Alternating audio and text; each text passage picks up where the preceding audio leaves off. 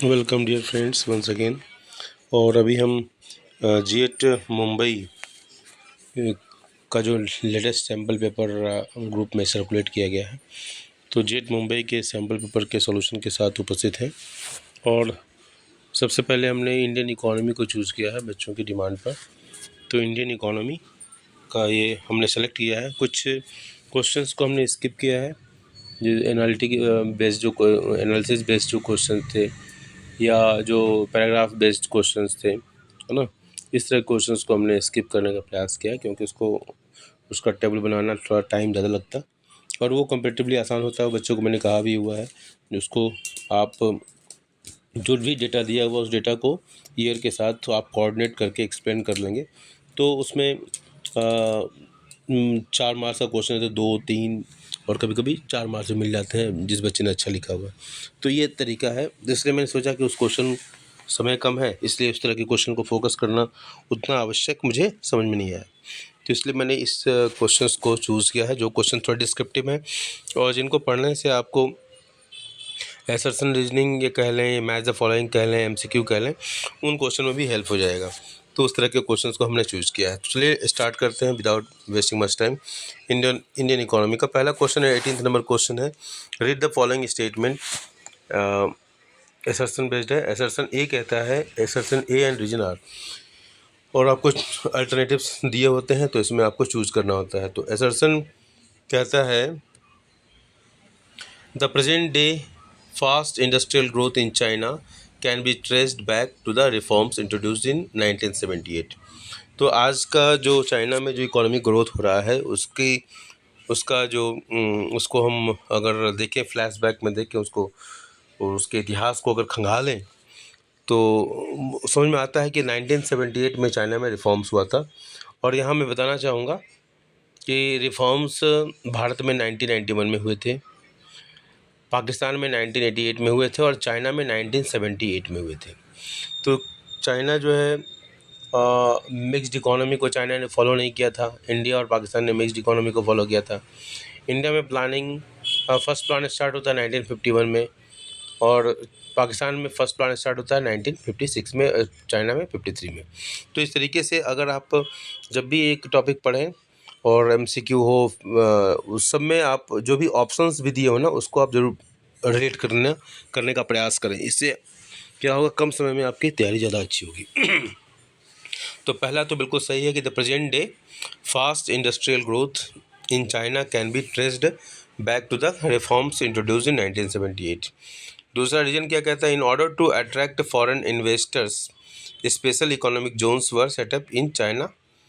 Okay, तो special economic zone का purpose यही था कि जो है बड़ी मात्रा में वहाँ पर इन्वेस्टमेंट हो, एफडीआई आए और वो एक्सपोर्ट ज़्यादा कर सके, ताकि हम ज़्यादा वो चाइना फॉरेन एक्सचेंज को भी अर्न करे। तो SEZ का पर्पस ये था, एक विशेष तरह का रिबेट देना, एक specialized area, specialized zone create किए गए थे इंडस्ट्री के वाइज। इस कॉन्सेप्ट को भारत ने भी अपनाया था, लेकिन भारत में ये सक्सेसफुल नहीं रहा। आप भारत में जो करप्शन है या जो भी कह लीजिए उसको, ब्यूरोक्रेसी है, अभी तो बहुत सारा चेंज आया है इकोनॉमी में, ईज ऑफ डूइंग बिजनेस और डिजिटलाइजेशन किया गया, ट्रांसपेरेंसी सिस्टम में कहीं ना कहीं बढ़ी है, और इसीलिए भारत की इकोनॉमी पहले की अपेक्षा बेहतर होती जा रही है day by day.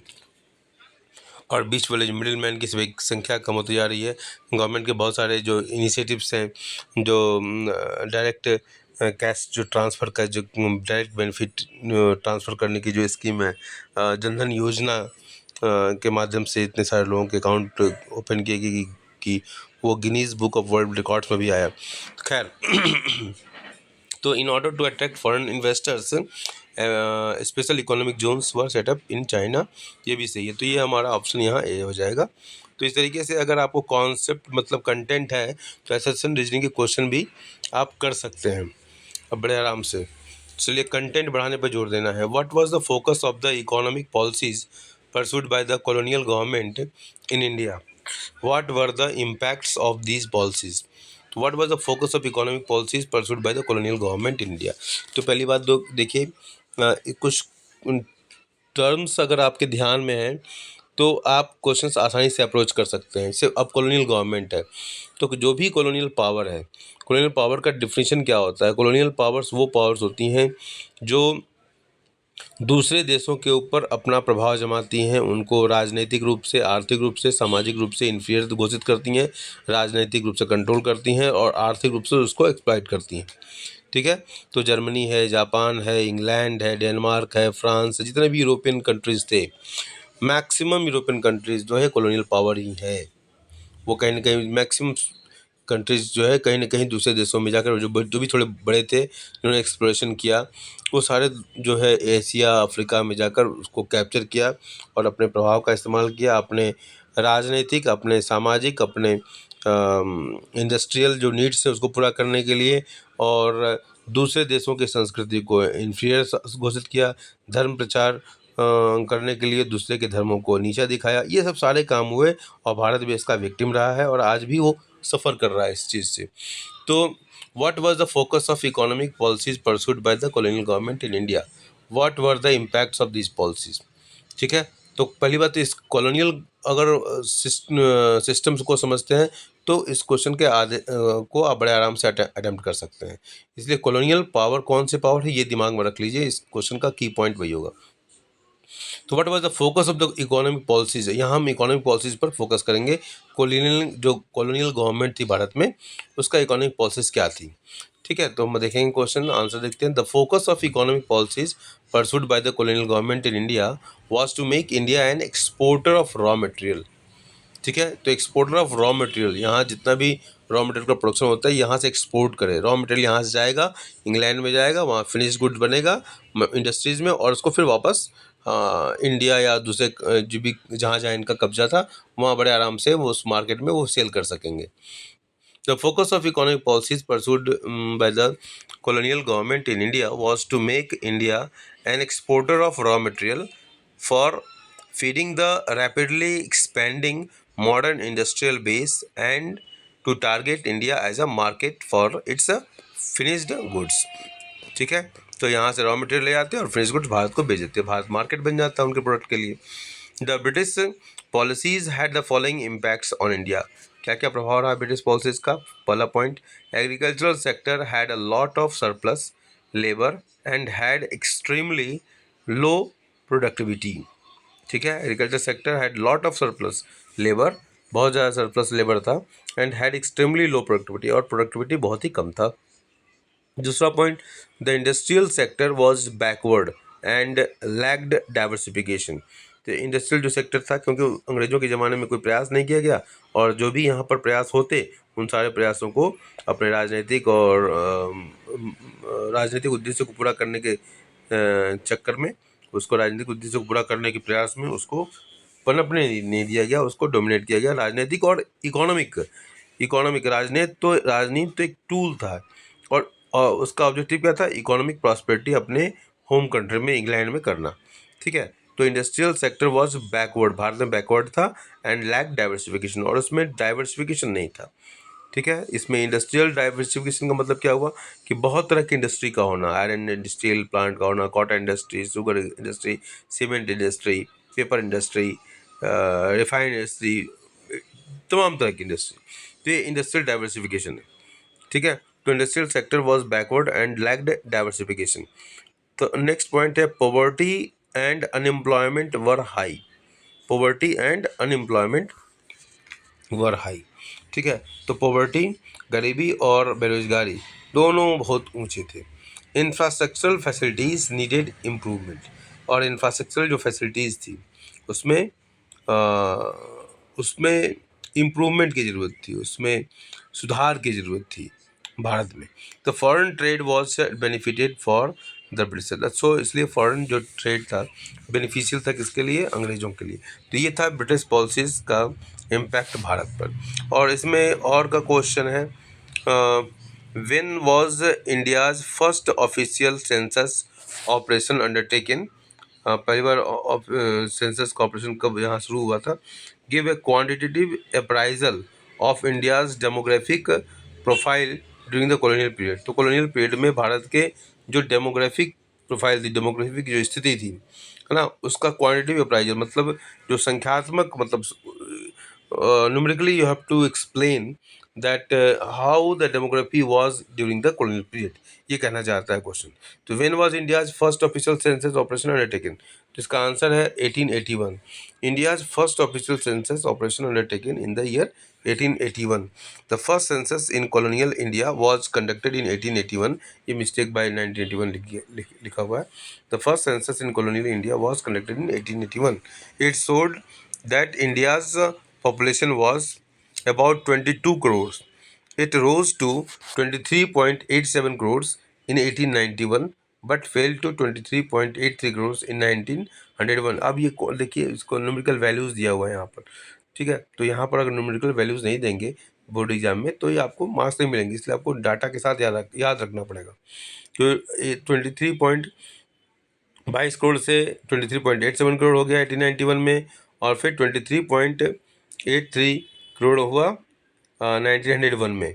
Again it rose to 25.21 in 1911 and again fell to 25.14 crore in 1921। तो ये उठा पटक होता रहा, कभी बढ़ता था कभी घटता था, ठीक है। तो ये हमको अब क्या चेंज आया फ्रॉम 1921 ऑनवर्ड्स, 1921 के बाद के काल में it has shown a consistent rise. Therefore, 1921 is regarded as the defining year to mark the demographic transition from the first stage to second stage। अब यहाँ बताया जा रहा है कि 1921 के बाद से भारत की डेमोग्राफी में, भारत की पॉपुलेशन में लगातार वृद्धि होती गई, और यही कारण है कि 1921 को ईयर ऑफ ग्रेट डिवाइड कहा जाता है, क्योंकि 1921 से पहले पॉपुलेशन बढ़ता था, घटता भी था, बढ़ता था, घटता भी था, ये ट्रेंड था। लेकिन 1921 के बाद पॉपुलेशन लगातार क्या हुआ, बढ़ने लगा। तो 1921 is regarded as the defining year to mark the demographic transition from first stage to second stage. The other demographic indicators related to social development were also not encouraging during the colonial period, ठीक है। The overall literacy level was less than 16%, ठीक है। Female literacy rate was about 7%। अब ये देखिए demographic numerically ये दिखाया जा रहा है कि क्या स्थिति थी अंग्रेजों ने के समय में, और जो लोग अंग्रेजों के लॉयल बनते हैं उनको ये देखना चाहिए कि अंग्रेजों ने क्या किया था, भारत की स्थिति क्या थी। 200 साल तक शासन किया और क्या दिया भारत को। अपने यहाँ इंग्लैंड में सारी सुविधाएं रखते थे वो, इंग्लैंड की स्थिति हमसे ख़राब थी पहले, तभी तो वो एक्सप्लोर कर रहे थे, जगह जगह जा रहे थे।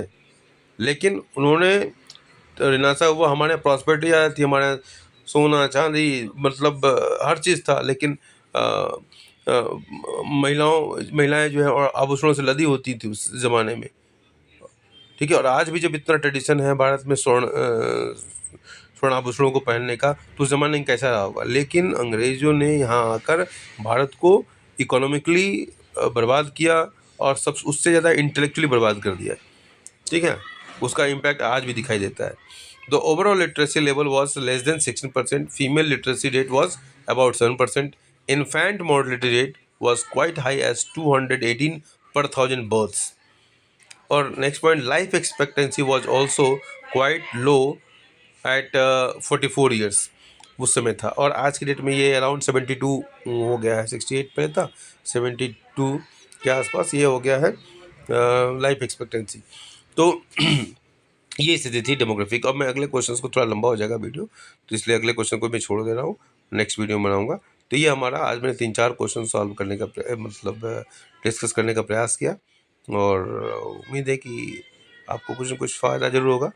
और इसमें क्या है कि इसको भी हम और भी अच्छे तरीके से कर सकते हैं, जब इसी फिगर को हम डायग्राम में थोड़ा कन्वर्ट कर दें, है ना, तो इसमें और भी आसानी होगी आपको। फिलहाल इस क्वेश्चन को बार बार लिखिए, बार बार पढ़िए, और बार बार लिखने की ज़रूरत है। आप मेन एग्जामिनेशन से पहले कम से कम 5 पेपर को घड़ी रख कर टाइम बाउंड प्रोग्राम के तहत उसको सॉल्व करेंगे, तो ये कंप्लेन छोड़ देंगे आप कि क्वेश्चन लेंदी था, क्वेश्चन छूट गया, ये सब समस्याओं से मुक्ति हो जाएगी। दूसरी, बार बार जब लिखेंगे तो आपको प्रैक्टिस हो जाएगा। और डिफ़िकल्ट जितने भी क्वेश्चंस हैं, सारे डिफ़िकल्ट क्वेश्चन को एक साथ रख लीजिए और लास्ट मोमेंट में केवल डिफ़िकल्ट क्वेश्चन को ही रिवाइज करेंगे, आपका समय बचेगा। वरना ट्रेडिशनल तरीके से जब पढ़ेंगे तो टाइम बर्बाद होगा और कुछ अचीवमेंट भी नहीं हो पाएगा। I hope it is good advice for you. Thank you.